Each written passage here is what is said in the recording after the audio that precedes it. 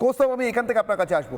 নজরুল ইসলাম স্পষ্ট করে দিলেন তদন্ত কিভাবে ভুল পথে গিয়েছে, মানে পুলিশ আসলে কোনো তদন্ত করতে চায়নি বা উল্টো পথে নিয়ে গিয়েছে। তথ্য প্রমাণ লোপাটের কথা আপনারা আজকে বারবার বলেছেন। কৌস্তব, আমার প্রশ্ন ছিল ঠিক এটার পরিপ্রেক্ষিতেই মমতা বন্দ্যোপাধ্যায়ের এত ভয় কেন পাচ্ছেন তিনি অভয়াকে বিচার দিতে? কৌস্তব, আপনার একজন আইনজীবী হিসেবে কি মনে হয়?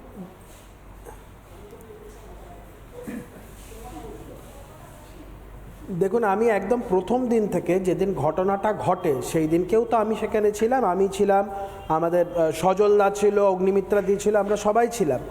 আমাদের প্রাইমারিলি একটা ডিমান্ড ছিল সেখানে যে বডিটাকে সৎকার না করে প্রিজার্ভ করা হোক। আমাদের বক্তব্য ছিল যাতে আর একটা সেকেন্ড পোস্টমর্টম করা যায় by an order of the court. যেটা নজরুল সাহেব বারবার বলছিলেন যে অনেক জিনিস যেগুলো হয়তো ইনভেস্টিগেশনের ক্ষেত্রে সেগুলো প্রিজার্ভ করা হয়নি এবং সেগুলো দাহ করার পরে সেই জিনিসগুলোও সব দাহ হয়ে গেছে। তো এটা that was a very important part. কিন্তু সেখান থেকে এই পুলিশের গতি প্রকৃতিটা যদি আপনারা দেখেন বুঝতে পারবেন। পোস্টমর্টম হলো, যে তৎপরতার সাথে ডেড বডিটাকে নিয়ে যাওয়া হলো এবং সবাইকে একদম পারলে গায়ের উপরে গাড়ি তুলে মেরে ধরে যেভাবে নিয়ে যাওয়া হলো, একটা সময় মেয়েটির বাবা মা রাজ্য সরকারের উপর আস্থা রাখছিলেন, কিন্তু তারপরে হঠাৎ তাদের মনে একটা সন্দেহ দানা বাঁধলো যে এই তৎপরতাটা কেন। মেয়েটির বাবা আমাকে ফোন করলেন যে আপনি কোথায় আছেন বা আপনারা কোথায় আছেন। তো আমি তখন বলি যে আমরা এরকম হসপিটালে আছি। বললো আপনারা তাড়াতাড়ি টালা থানার সামনে আসুন, আমরা বডি প্রিজার্ভ করব। আমাকে ফোনে বলে এই কথা। এবং আমি তৎক্ষণাৎ হসপিটাল থেকে, আমি অগ্নিমিত্রা দি, তারপরে সজলদা ছিলেন না, সজলদার বাবা আজকে প্রয়াত হয়েছে, তখন খুব সিরিয়াস অবস্থায় ছিলেন, সজলদা নার্সিংহোমে ছিলেন। ওই অবস্থায় সজলদা নার্সিংহোম থেকে আবার হসপিটালে আসে এবং আমরা সবাই মিলে তালা থানায় যাই। তালা থানায় যাওয়ার পর সেখানে পুলিশের একজন খুব সম্ভবত এএসআই বা এসআই র্যাঙ্কের হবে, আমি হঠাৎ দেখতে পাই ওই মেয়েটির বাবা যেখানে থাকে, মানে মেয়েটির বাড়ি যেখানে, ওইখানে শঙ্কু বলে একজন আছে ওখানকার কাউন্সিলর। ওই কাউন্সিলরের একটা ফোন আমি স্পষ্ট তার ডিসপ্লেতে দেখি এবং তার মেয়েটির বাবাকে কথা বলানোর চেষ্টা করে। আমি যখন তাকে চেস করি, পুলিশটি পালিয়ে যায় সেখান থেকে। এলে আপনি ইনফ্লুয়েন্স করতে চাইছেন? মেয়েটির বাবা এবং মা অনড় ছিলেন যে আমরা কোথাও যাব না, বডি এখানে আনা হোক। আপনি বললে বিশ্বাস করবেন না, হয়তো কভার হয়েছে মিডিয়াতে, সেগুলো আছেন। পুলিশ ফোন করে বাইরের আশপাশের সমস্ত সংখ্যালঘু মুসলমানদের যে বস্তিগুলো আছে ওইখানে বেলগাছিয়া কাশীপুর এলাকায়, তাদেরকে ফোন করে বিপুল সংখ্যক লোকজনদেরকে সেখানে এনে অ্যাকুমুলেট করে এবং বিশাল সংখ্যক পুলিশ এসে আমাদের গাড়ির সামনে গাড়িগুলোকে দাঁড় করে রাস্তাটাকে ব্লক করে দেয়।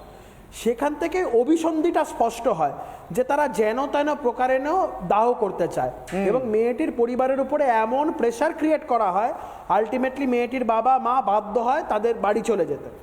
এবং সেখান থেকে আমি তাদের গাড়ির পেছন ধাওয়া করি। পরবর্তীকালে খবর পাই যে সজল ঘোষ এবং অগ্নিমিত্রা পাল দুজনের গাড়ি ঘেরাও করা হয়েছে এবং একটা বিধিকিচ্ছিরি পরিস্থিতি। আমি আবার সেখানে ফিরে আসার চেষ্টা করি। আমি জাস্ট আপনাকে একটা ব্যাকড্রপটা বললাম। এবার আজকের ঘটনাটা আমি বলি। কোর্টের সামনে যে মামলাগুলো ফাইল হয়েছে তার মধ্যে আমার একটি পিটিশনার ইন পার্সন একটা মামলা, সেখানে সন্দীপ ঘোষ আর সঞ্জয় বসিস দাদেন প্রিন্সিপাল আর দাদেন এমএসভিপি দুজনকে আমি বাই নেম পার্টি করেছিলাম এবং আমার কোর্টের কাছে দাবি ছিল এই দুজনকে ক্রিমিনাল প্রসিডিংয়ে অ্যাকিউজড করা হোক এবং তাদেরকে পার্টি টু দি প্রসিডিং করা হোক। তো আমার যেটা বক্তব্য ছিল, এই ব্যক্তিবর্গ যারা রয়েছে এরা তো তাদের ডিউটিস থেকে শ্রাগ অফ করতে পারে না।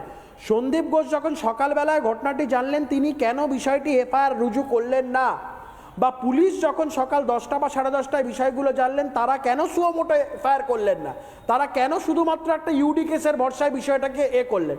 এবং এই বিষয় নিয়ে আজকে প্রধান বিচারপতিও তার উষ্মা প্রকাশ করেছেন এবং অত্যন্ত ভর্ৎসনা করেছেন এই বিষয়গুলোকে কেন্দ্র করে। আমি কোর্টের সামনে একটা স্পেসিফিক সাবমিশন আমার ছিল যে রাজ্যের মুখ্যমন্ত্রী ঘটনাটি ঘটবার পর তিনি স্পষ্টভাবে বলেন, দ্ব্যর্থহীনভাবে বলেন যে রাজ্য সরকারের কোনো আপত্তি নেই যদি ঘটনাটিকে সিবিআই ইনভেস্টিগেশন করা হয়, সিবিআইকে যদি হ্যান্ডওভার করা হয়।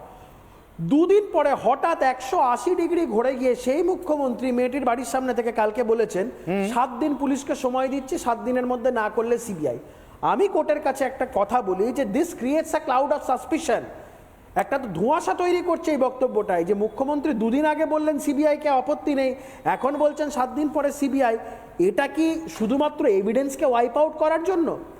অনির্বাণ অদ্ভুতভাবে আজকে রাজ্য সরকারের তরফ থেকে কোর্টের মধ্যে যে স্ট্যান্ডটা আমরা রক্ষা করলাম, মনে হচ্ছিল যে রাজ্য সরকারের হয়ে যারা আইনজীবীরা তারা হয়তো জানেন নাই রাজ্যের মুখ্যমন্ত্রীর নাম মমতা বন্দ্যোপাধ্যায়। বা রাজ্য সরকারের আইনজীবীরা জানে না যে কলকাতার পুলিশ কমিশনারের নাম বিনীত গোয়েল? কারণ তারা তো সর্বত্র এই কথাটা বলে এসছে যে আমাদের সিবিআই কোনো আপত্তি নেই, কিন্তু কোর্টে আজকে প্রাণপণ তারা চেষ্টা করলেন সিবিআই ইনভেস্টিগেশনকে কি করে রোখা যায়। এটাই হচ্ছে রাজ্য সরকারের দ্বিচারিতা। অদ্ভুতভাবে একটা কথা তারা আজকে বললেন, যখন আমরা বলছিলাম যে এই ঘটনাটা খুব লজিক্যাল সেন্সেও, আর যে অটোপসি রিপোর্ট যেটা পাবলিক ডোমেনে অ্যাভেলেবেল, এটা দেখে তো একটা লজিক্যাল কনক্লুশনে খুব লজিক্যালি আসা যায়। সেটা হচ্ছে এই ঘটনাটা একটা ব্যক্তির পক্ষে করা সম্ভব না। রাজ্য সরকার বলছে না, এটা একটা ব্যক্তির পক্ষেই করা সম্ভব এবং এটা হয়েছে।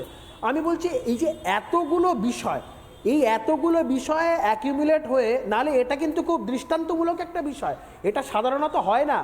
আজকে প্রথম দিন পিটিশনের হিয়ারিং হচ্ছে, প্রথম দিনই কোর্ট কন্ডাক্ট দেখে তাদের কোর্ট সিবিআইকে দিয়ে দিচ্ছে। এবং আর একটা খুব উল্লেখযোগ্য বিষয়, প্রথমে তারা কোর্টের কাছে পারমিশন চেয়েছিলেন রিপোর্ট দেওয়ার জন্য। কোর্টকে তখন আমরা বলি রিপোর্ট চলবে না, আপনি কেস ডায়েরিটা আনানোর জন্য বলুন। কোর্ট তখন তাদেরকে কেস ডায়েরি আনতে বলে। কেস ডায়েরি দেখার পর কোর্ট আর 1 মিনিটও সময় নষ্ট করতে চায়নি, এবং রাজ্য সরকারের কন্ডাক্ট দেখে কোর্ট এতটাই ক্ষুব্ধ হয় যে কোর্ট বলে না, কোনোভাবেই কোনো কিছু নেই, এবং কোর্ট অর্ডার রিজার্ভ রাখে, 2:45 অর্ডার দেয়। এবং খুব তাৎপর্যপূর্ণভাবে অনির্বাণদা ওই কেস ডায়েরিটাকে হ্যান্ড ওভার করতে বলে হেয়ারিং নাও। মানে কোর্টেরও কোথাও ভরসা নেই যে পুলিশের কাছে যদি কেস ডায়েরি এরপরে থাকে, এই কেস ডায়েরির সাথেও ট্যাম্পারিং হবে এবং এভিডেন্স ওয়াইপ আউট করার চেষ্টা হবে। কি অদ্ভুত বিষয় বলতো অনির্বাণদা, ভয়ঙ্কর অনাস্থা, ভয়ঙ্কর অনাস্থা।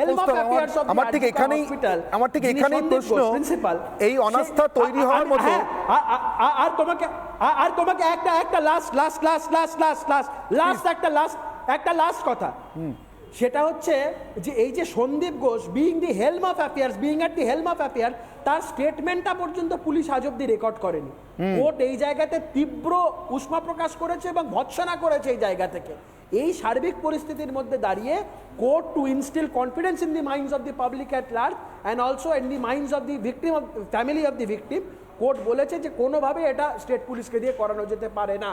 আর seeing the laches and lacunae on their part, তো স্পষ্টতভাবে সম্পূর্ণভাবে failure on the part of the state machinery, state administration, police authority.